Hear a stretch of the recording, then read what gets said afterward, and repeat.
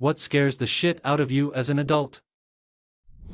After watching my grandmother and now my mother go through it. Alzheimer's. Ditto. I lost my mother last week. She had dementia, then she suffered a stroke a few years ago and had paralysis on her left side.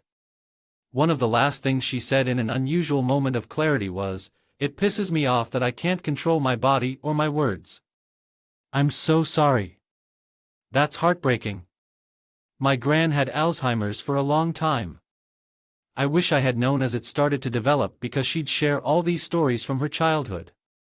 I wish I would have written them down or recorded them. Now I'm older, I know the importance of having that piece of history to share.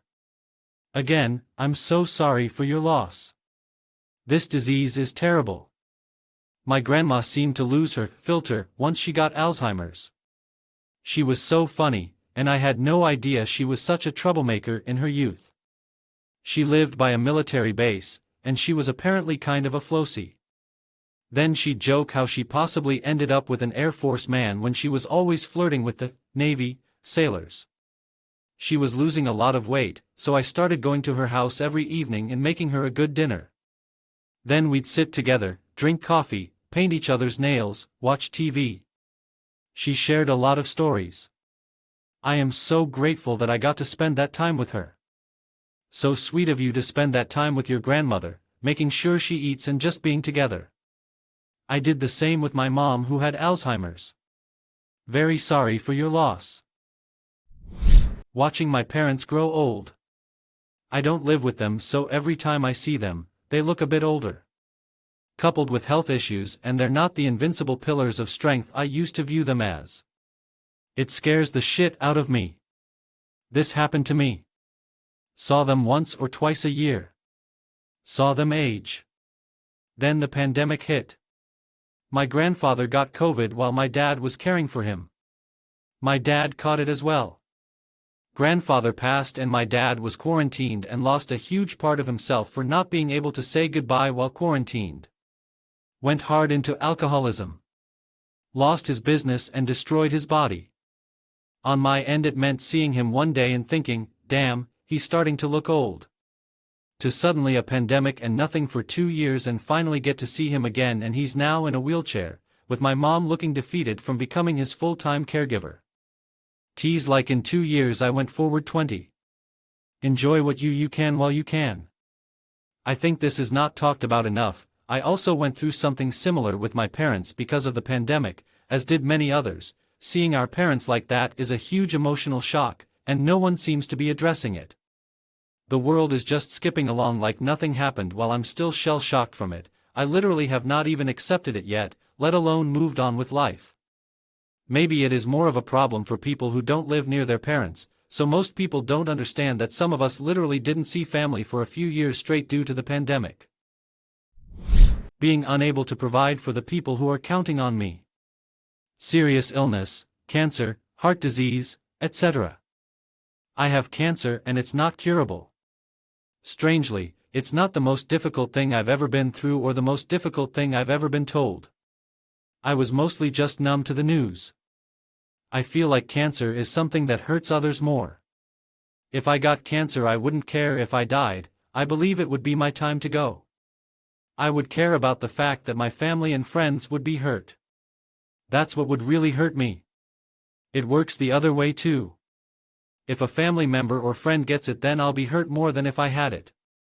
I feel it's because if you're gonna die, the only ones who will suffer longer is the ones still alive. I so relate to this. I feel the same way. I would take my mom's cancer from her in a heartbeat because I think I could handle it better than she can. I would just worry about my kids and how they would handle it. Death is for the living. When we go, we either become a part of something beautiful or we become nothing and will have no consciousness of it. What we don't know can't hurt us. It's those that are left behind that suffer. That is honestly my biggest fear. So to answer the original op, my biggest fear is leaving my loved ones suddenly and the worry that their lives will be negatively affected by it. I live to ensure that my children become happy, well-adjusted adults, and it scares the hell out of me to think that my passing could interfere with that. the prospect of outliving any of my children. It happened to me. I've never been the same, and it was 23 years ago. My heart is still missing a piece of it. I know how you feel. It happened to me a month ago. Not sure how I am going to manage. Oh God. Sending you so much love. I don't know if it helps, but I've told people, it doesn't get better but you get better. It's always going to suck, but you handle it a little better, 1%, every day or week or even month as life goes on. And you'll lose a few and then make them up. But you got this. My kid is just 2 years shy of being 18. When I turned 18 I got a job, could afford an apartment and groceries. Was able to start my life with modest means. This is an impossibility for her in today's economy. I'm scared for her. Love to you for acknowledging how different it is. She's lucky to have you in her corner. Honestly. It irks me so much hearing older people or those that are more well off talk how it's not that bad because when they bought a house or went to college it was cheap. My pet peeve is older people who were able to easily buy property in my big city, can walk to work, and have zero sympathy for those of us who have to bus in because city property is wildly unaffordable now. Let's all be in the office, just live closer to work. Okay Tina, the house you bought in the 80s for $100,000 now goes for $1 million. Any life advice that begins with, just, I immediately tune out of.